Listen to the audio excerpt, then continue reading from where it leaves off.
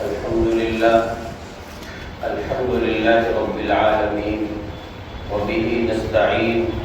والصلاة والسلام على رسوله الكريم أما بعد أعوذ بالله من الشيطان الرجيم بسم الله الرحمن الرحيم والضحى والليل إذا سجى ما ودعك ربك وما قلى وللآخرة خير لك من الأولى ولسوف يعطيك ربك فترضى صدق الله العظيم وقال النبي صلى الله عليه وسلم لا يؤمن أحدكم حتى أكون أحب إليه من والده وولده والناس أجمعين أو كما قال صلى الله عليه وسلم. گزشتہ ہفتے گفتگو کا سلسلہ جو منقطع ہوا تھا تو بات یہاں تک پہنچی تھی کہ سرور کائنات حضرت محمد رسول اللہ صلی اللہ علیہ وسلم اپنی والدہ ماجدہ سیدہ آمنہ کے بعد اپنے پیارے دادا جان جناب عبد المطلب کی کفالت میں آ گئے اور جناب عبد المطلب کی کفالت میں آپ کی زندگی کے جو اوقات گزرے، جو وقت آپ کی زندگی کا جناب عبد المطلب کی کفالت میں گزرا ہے، وہ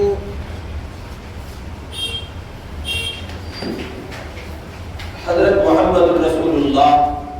صلی اللہ علیہ وسلم نے اپنے والد ماجد جناب عبداللہ، اپنی والدہ سیدہ آمنہ، ان کے غم اور ان کی جدائی میں، اور یوں کہیں کہ ان کی عدم موجودگی کے احساس کے ساتھ گزارا. مزید یہ کہ خواجہ عبد المطلب جو مکہ المکرمہ کی سرزمین پر انتہائی عظیم انسان اور آپ کے دادا ہیں، سرداران قریش میں ان کا شمار ہوتا ہے، تو جناب عبد المطلب حضور علیہ السلام کے دادا ہونے کی حیثیت سے اپنے لاڈلے عبداللہ کے یتیم ہونے کی حیثیت سے جناب رسول اللہ پر کئی ایک زاویوں سے توجہ اور شفقت رکھتے ہیں. ایک تو یہ کہ آپ عبد المطلب کے پوتے ہیں، پھر یہ کہ جیسے پاک باغ رفیق بیٹے عبداللہ کے بیٹے ہیں کہ جو پہلے آپ کی آنکھوں کی ٹھنڈک تھے، یعنی جناب عبداللہ آپ کی آنکھوں کی ٹھنڈک تھے. اور آپ نے دیکھا ہوگا معاشرتی سطح پر ہر شخص اس کا اندازہ لگا سکتا ہے. ہمارے یہاں مثل مشہور ہے کہ مول سے پیاز پیارا ہوتا ہے، یعنی اولاد انسان کو بہت زیادہ محبوب ہوتی ہے. اولاد بہت زیادہ محبوب ہوتی ہے، پوتوں کی جانب، نواسوں کی جانب، نواسیوں کی جانب، پوتیوں کی جانب آدمی اولاد سے زیادہ راغب ہوتا ہے. چنانچہ جناب عبد المطلب حضور اکرم صلی اللہ علیہ وسلم پر دست شفقت رکھے ہوئے سیدہ آمنہ کا وصال ہو چکا ہے، وہ ان کو لے کر یہاں مکہ مکرمہ پہنچی ہیں اور اب حضور ان کی کفالت میں. اور یوں آپ کہہ لیں کہ خواجہ عبد المطلب کی کفالت میں آپ آئے، 8 سال کی عمر ہے اور آپ کے دادا جناب عبد المطلب بھی انتقال کر چکے. اب اس کے بعد جناب نبی پاک علیہ السلام جس گھر سے آتے ہیں، اس گھر کے جو سب سے بڑے ہیں اور اس گھر کی جو سب سے بڑی شخصیت ہے وہ ہے جناب ابو طالب، آپ کے پیارے چچا. ابو طالب اس بار کے پڑھنے کی وجہ سے ذرا سہم گئے ڈر گئے. اور ابو طالب کے سامنے وہ تمام تر مناظر ہیں. محمد رسول اللہ کا دنیا میں یتیم پیدا ہونا، محمد رسول اللہ کی والدہ ماجدہ کا چلے جانا، محمد ابن عبداللہ کے دادا کا چلے جانا، وہ سارے مناظر ہیں. اور اس سے پہلے خود جناب نبی پاک کے والد ماجد جناب عبداللہ کے ساتھ بہت سے مسائل تھے. وہ ساری چیزیں ابو طالب کے سامنے ہیں. اور یہ ایک بوجھ ہے، ذمہ داری ہے جو اس وقت ابو طالب کے کاندھوں پہ آئی ہے کہ صاحب اب عبد المطلب اس زمین پر نہیں ہے اور اب کفالت کا ذمہ یہ جناب ابو طالب کے حصے میں آیا ہے. بڑی ذمہ داری ہے، بڑا بوجھ ہے. ابو طالب کو لوگ طرح طرح سے نصیحتیں کر رہے ہیں. دیکھو محمد انتہائی پیارا بچہ ہے، محمد انتہائی خوبصورت ہے، عبداللہ اور آمنہ کی نشانی ہے، عبد المطلب کی آنکھوں کی ٹھنڈک ہے. ابو طالب خیال رکھنا کسی طرح کی غفلت نہیں ہونی چاہیے. ادھر جناب ابو طالب کو طرح طرح کی نصیحتیں مکہ المکرمہ کی سرزمین پر رہنے والے بڑی عمر کے حضرات کر رہے ہیں. ادھر ابو طالب اپنی شخصیت کے آئینے میں اگر ان کو دیکھیں، یعنی وہ خود اپنے آپ میں ایک عیادار انسان ہے. ان کا اپنا فیملی سرکل اچھا بڑا ہے اور مزید یہ کہ فائنینشلی کمزور ہے. ایک تو ان کی اپنی اولاد کا سلسلہ ذرا دراز ہے، ان کے اپنے گھر کا سلسلہ دراز ہے، عیال ان کی اچھی بڑی ہے. مزید یہ کہ وہ مالدار نہیں ہے. اور اس پر مزید یہ ہے کہ جناب نبی پاک صلی اللہ علیہ وسلم یعنی محمد ابن عبداللہ کی کفالت ان کے ذمہ آ گئی ہے. اب دنیا یہ سمجھتی ہے کہ ابو طالب کے ذمہ محمد کی کفالت آئی ہے تو ابو طالب محمد کو لے کر چلیں گے کہ نہیں چلیں گے. لیکن کوئی نہیں جانتا کہ جس محمد کی کفالت ابو طالب کو دی گئی ہے وہ محمد ساری کائنات کو لے کر چلنے کے لیے آئے. قرآن مجید اس سلسلے میں گواہی دے رہا ہے وَمَا أَرْسَلْنَاكَ إِلَّا رَحْمَةً لِلْعَالَمِينَ. نبی پاک علیہ السلام کو دو جہانوں کے لیے رحمت بنا کے بھیجا گیا ہے. اب یہ ہو ہی نہیں سکتا تھا کہ ابو طالب کو اس رحمت سے حصہ میسر نہ آئے. جہاں آپ سے پہلے لوگوں کو آپ کی رحمت کا حصہ ملا ہے، یقینی امر ہے کہ وہاں ابو طالب کے حصے میں بھی رسول اللہ صلی اللہ علیہ وسلم کی رحمت آئے. چنانچہ جب آپ کی عمر 12 سال اور کچھ مہینے ہوئی تو ابو طالب نے سفر پر ملک شام جانے کا ارادہ کیا. اور اس سے پہلے 8 سال کی عمر میں جب دادا جان کا انتقال ہوا تھا، اس کے بعد سے لے کے آج تک کے درمیان کا جو وقت ہے، اس وقت میں جناب رسول اللہ صلی اللہ علیہ وسلم کی ایکٹیویٹیز، محمد ابن عبداللہ کا کردار، ان کے نشیب و فراغ، شب و روز، دن اور رات جو ایک بچے کی گزرنے چاہیے، وہ سب کے سب ابو طالب کے سامنے ہے. اور وہ اس طور پر سامنے ہے کہ مکہ المکرمہ کی سرزمین پر بسنے والے لوگ عام محفلوں، عام مجلسوں میں جب وہ خود بیٹھے ہوتے ہیں، محمد وہاں نہیں ہوتے اور بنو ہاشم کے گھر کے لوگ وہاں نہیں ہوتے، قریش کے گھر کے لوگ وہاں نہیں ہوتے، بلکہ وہ ایک عام مجلس ہوتی ہے. اس میں قریش کے گھر کے لوگ نہیں اور بنو ہاشم سے متعلق افراد نہیں، تو وہ آپس میں باتیں کرتے ہیں، چرچے ہوتے ہیں. اور اپنی زبان حال سے کہتا ہے کوئی کہ تم نے دیکھا ہے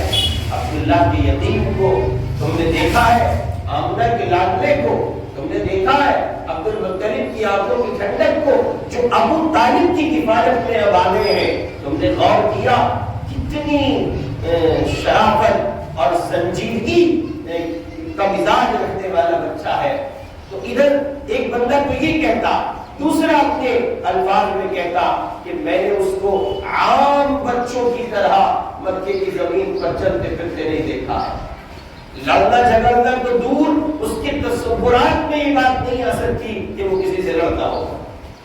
یہ عام مجلسوں کی گفتگو ہے، عام محفلوں کی گفتگو ہے، حضور سے ان لوگوں کا کوئی تعلق نہیں ہے۔ یہ سماج کے لوگ ہیں جو محمد ابن عبداللہ کے جو گزرتے ہوئے بچپن کے ایام کی گواہی دے رہے ہیں، جو یہ بتا رہے ہیں کہ اتنا صاف ستھرا بچپن ہم نے زمین پر کسی اور کا نہیں دیکھا ہے۔ اور سوال یہ ہے کہ آپ دیکھتے کیسے؟ اللہ نے ایسا بچپن کسی کو عطا کیا ہی صلی اللہ علیہ وسلم۔ 12 سال کچھ مہینے کی عمر ہے، عرب کے دستور کے مطابق تجارت کے لیے ملک شام جانے کا ارادہ کر رہے ہیں وہ طالب، سامان سفر تیار کرنے لگے۔ حضور پاک علیہ السلام یعنی محمد ابن عبداللہ چونکہ ابھی بچے ہیں، اور ابو طالب سفر کے خطرات اور سفر کے مسائل، لقدق صحرا، پانی کا نام و نشان نہیں، ادھر ملک شام کا ایک لمبا سفر ہے، اور اسی تجارت کے سفر سے واپسی پر محمد کے والد ماجد جناب عبداللہ بیمار ہوئے تھے، اور پھر مشکلات کا سامنا، پھر انہوں نے اپنی زندگی اپنے مالک کو سونپ دی تھی، تو وہ پورا خاکہ ابو طالب کے سامنے۔ اس لیے ابو طالب نے یہ فیصلہ کیا کہ محمد نہیں جائیں گے، لیکن اس زمین پر باوجود اس کے کہ یہ اپنی دانائیاں رکھتی ہے، باوجود اس کے کہ مکہ محمد ابن عبداللہ کا وطن ہے،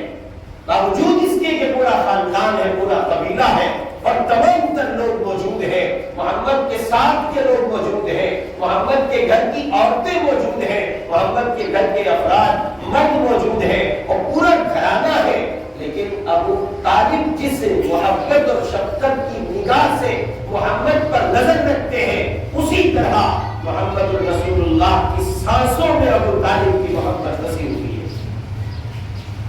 جیسے پیارے چچا اپنے پیارے بھتیجے محمد ابن عبداللہ کے بغیر نہیں رہ سکتے، ویسے پیارے بھتیجے محمد ابن عبداللہ بھی اپنے چچا کے بغیر نہیں رہ سکتے۔ اور پھر آپ دیکھیں نا، جس بچے کا باپ اس دنیا میں نہ ہو، جس بچے کی ماں اس دنیا میں نہ ہو، جس کے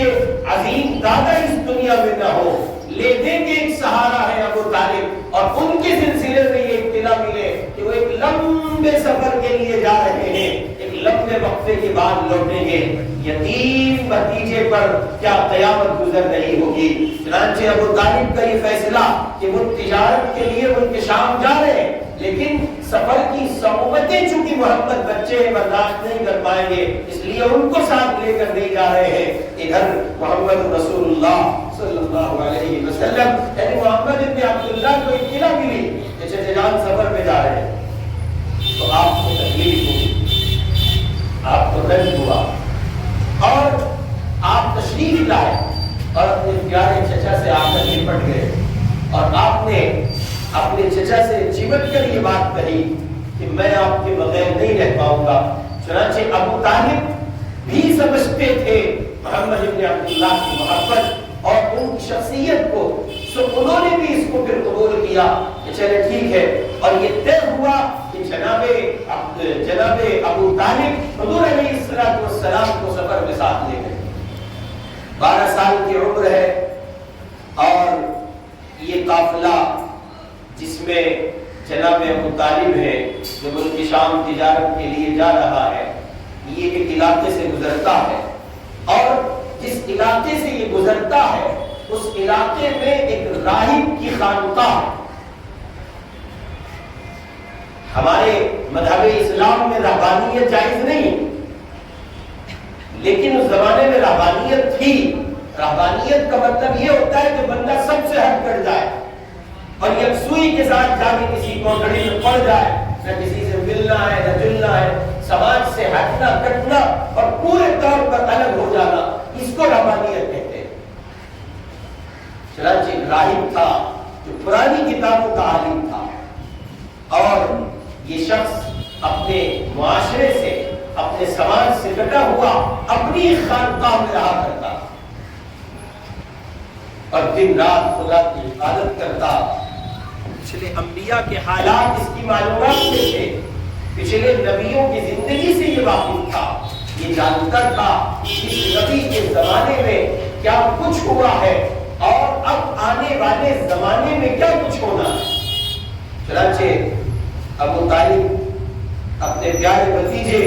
محمد ابن عبداللہ کو لے کر چلے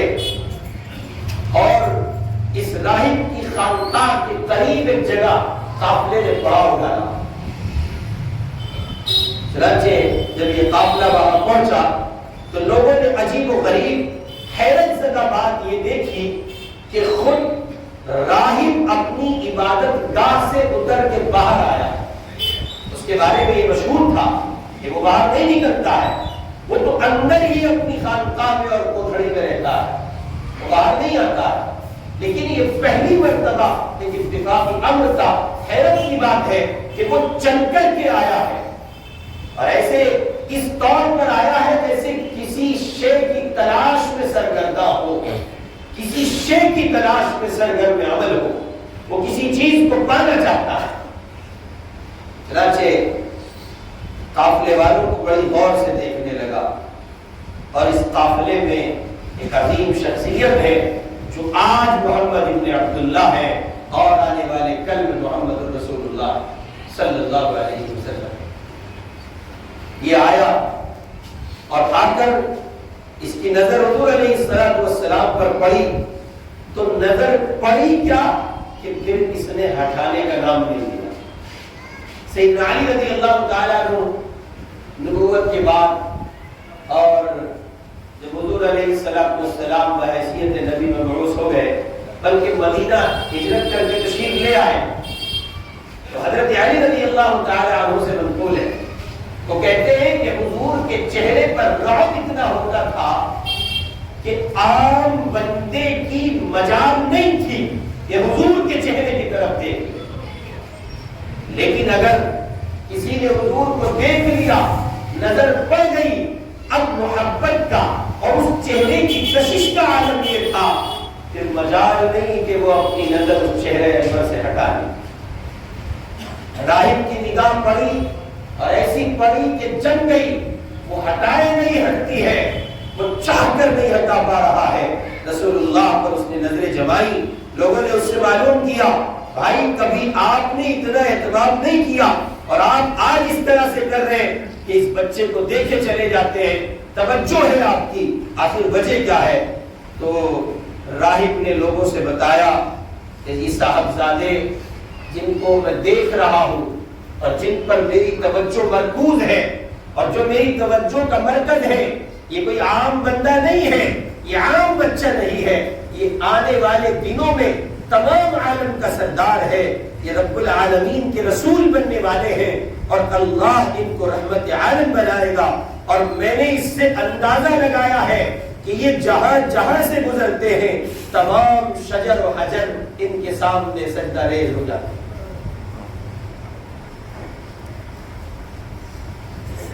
اور اس راہب نے کہا یہ صرف اتنا ہی نہیں ہے بلکہ میں نے یہ بھی نوٹ کیا ہے یہ جہاں سے گزرتے ہیں میں دیکھتا ہوں کہ بادل ان پر سایہ کیے رہتا ہے، دھوپ نہیں لگنی ہے، ظاہری اسباب مٹ گئے، باپ سر پر نہیں ہے، ماں سر پر نہیں ہے، پیارے دادا سر پر نہیں ہے، چچا جان کی کفالت ہے، ایک یتیم بچہ ہے، لیکن آپ دیکھیں اللہ رب العزت والجلال جہان کو دکھا رہے ہیں اور قیامت تک آنے والے یتیموں کی تسلی کا سامان کر رہے ہیں۔ جیسے ہم نے یتیم محمد کی حفاظت کی ہے اور دنیا جہان کے یتیموں تسلی رکھنا، ویسے ہی محمد کے صدقے میں تمہاری حفاظت کی جائے۔ چنانچہ آپ کے سر پر بادل سایہ کیے ہوئے ہیں اور پھر اس نے کہا کہ ان کی شانے پر مہر نبوت ہے۔ مزید اس نے معلوم کیا کہ اس بچے کا ولی کون ہے، سرپرست کون ہے، کفیل کون ہے، ذمہ دار کون ہے، بتایا جائے۔ اسے بتایا گیا، لوگوں نے بتایا کہ ابو طالب ہے۔ ابو طالب کی ملاقات ہوئی تو اس راہب نے ابو طالب کو یہ کہا کہ میں آپ کو یہ مشورہ دیتا ہوں کہ آپ اس بچے کو آگے مت لے جائیے، یہودیوں میں کچھ شریر اور خبیث لوگ ہیں، اگر وہ ان کو پہچان گئے تو ہو سکتا ہے کہ ان کو تکلیف پہنچائے، کیونکہ ان کو حسد ہے، عناد ہے، اس لیے کہ وہ اس بات کا انتظار کر رہے ہیں کہ آخری پیغمبر ان کے خاندان میں پیدا ہوں گے، اور یہ ان کے خاندان میں پیدا نہیں ہوئے بلکہ یہ بنو اسماعیل میں پیدا ہوئے ہیں، بنو اسماعیل میں سے ہیں، اس لیے میں آپ کو یہ مشورہ دیتا ہوں کہ آپ اس بچے کو لے کر آگے بڑھ جائیے، مجھے اس بات کا ڈر ہے کہ کسی طرح کی تکلیف نہ پہنچائی جائے۔ یہاں رک کر قرآن کی ایک آیت پر نظر کر لیں۔ اللہ تعالیٰ قرآن مجید میں کہتے ہیں یا ایھا الذین آمنوا لا تتخذوا اليہود والنصارى اولیاء۔ اس منظر نامے کو سامنے رکھیں اور قرآن کی اس آیت کو سامنے رکھیں اور غور کریں۔ حضور علیہ السلام کو 12 سال کی عمر میں راہب شام لے جانے سے منع کر رہا ہے، اور دلیل میں یہ بات کہتا ہے کہ یہود، مجھے ڈر ہے اس بات کا کہ وہ اپنی خباثت سے، اپنی شرارت سے اس بچے کو کوئی نقصان نہ پہنچائے، اس لیے کہ ان کو اس بات کا انتظار ہے کہ آخری پیغمبر جو اللہ کے آئیں گے وہ ان کے خاندان میں ہوں گے، اور یہ بنو اسماعیل میں سے ہیں۔ چنانچہ یہود سے یہ دشمنی نئی نہیں ہے، یہ وہی قدیم دشمنی ہے جو آپ کے نبی سے بھی تھی، اور ظاہر ہے کہ جن کو نبی سے دشمنی رہی ہو وہ امتیوں کے دوست نہیں ہو سکتے۔ بڑا سب اچھا لگتا ہے نا ہمیں یہود کا اسٹیٹس، یہود کی زندگی، اور اس کو بڑا سب جو ہے کیئرفل تسلیم کرتے ہیں ہم اور سمجھتے ہیں، اور برینڈ کا ایسا حیدر مجھے اور آپ کو لگا ہوا ہے کہ ہم اس کا لحاظ نہیں کرتے کہ قرآن جن کی دوستی کو منع کر رہا ہے ہم ان کی تقلید اور پیروکاری میں زندگی گزار رہے ہیں۔ اللہ ہم سب کی حفاظت فرمائے۔ چنانچہ یہ ہوا کہ ابو طالب نے حضور علیہ السلام کو کسی کے ہاتھ وہیں سے واپس کر دیا، اور یہ آپ کا پہلا سفر تجارت تھا جو آپ کا اپنے چچا جان کے ساتھ ہوا۔ آپ علیہ السلام آگے سفر پر تشریف نہیں لے جا سکے، وہیں سے واپس آ گئے۔ پھر آپ کا ملک شام کی جانب دوسرا تجارتی سفر ہوا، اور اس درمیان جو حضور علیہ السلام مکہ المکرمہ میں رہے ہیں، یعنی 12 سال سے لے کے اور وہ 25 سال کے دوسرے سفر تجارت تک، اس درمیان جو وقت گزرا ہے وہ انتہائی کہیے کہ قابل قدر وقت گزرا ہے۔ پورا مکہ اس کا گواہ ہے کہ محمد الرسول اللہ کو لوگ ان کے بچپن سے دیکھتے ہیں، اور دیکھتے دیکھتے زندگی کا یہ عظیم ترین دور جوانی تک آپ پہنچا چاہتے ہیں۔ 25 سال کی عمر اور دوسرا ملک شام کا تجارتی سفر، حضور علیہ السلام کا یہ ملک شام کا دوسرا تجارتی سفر ہے۔ اس درمیان جو وقت مکے کی زمین پر گزرا ہے وہ خود مکے کے لوگوں کی یہ گواہی ہے کہ آپ لہو و لعب سے اور فضول اوقات کو گزارنے سے اور مکے کے اوباش لڑکوں کی ہم نشینی اور ان کی صحبت اختیار کرنے سے، غرض یہ کہ انسان اپنی زندگی میں بے راہ رو جو ہوتا ہے اور وہ اپنے مقصد سے ہٹ کر جو زندگی گزارتا ہے، مکے کی لوگوں کی گواہی یہ ہے کہ ہم نے محمد ابن عبداللہ کو ایسے کسی کام میں انوالو نہیں پایا ہے، ایسے کسی کام میں شامل و داخل نہیں دیکھا ہے، ایسے کسی کام میں لگا ہوا نہیں پایا ہے کہ محمد کی زندگی پر انگلی رکھ کر یہ کہا جا سکے کہ محمد کی زندگی کا یہ ایک دن ایسا گزرا ہے، ایک دن تو کجا ایک لمحہ ایسا کوئی نہیں دکھا سکتا اس کے بارے میں یہ کہا جائے کہ محمد نے یہ وقت خراب گزارا۔ انہوں نے نبوت سے قبل بھی جو وقت گزارا ہے وہ بھی نور علی نور ہے، اور ظاہر ہے کہ نبوت تو نبوت ہے۔ چنانچہ پھر یہ ہوا کہ آپ علیہ السلام کی عمر اور آپ کے شب و روز گزرتے رہے، اور گزرتے گزرتے پھر صورتحال یہاں تک پہنچی کہ مکہ المکرمہ کی سرزمین پر ایک خاتون ہے جن کا نام ہے خدیجہ۔ انہوں نے اپنی سہیلی جن کا نام نفیسہ تھا، ان کے ذریعے سے پیغمبر علیہ السلام کو پیغام نکاح بھیجا۔ اس وقت جناب نبی پاک علیہ السلام کی عمر ہے 25 سال، اور جس خاتون نے آپ کو نکاح کا پیغام بھیجا ہے اس خاتون کی عمر ہے 40 سال، اور محمد کنوارے ہیں، محمد کنوارے ہیں۔ ظاہر ہے کہ نبی کریم علیہ السلام سے جس خاتون کا رشتہ آیا ہے،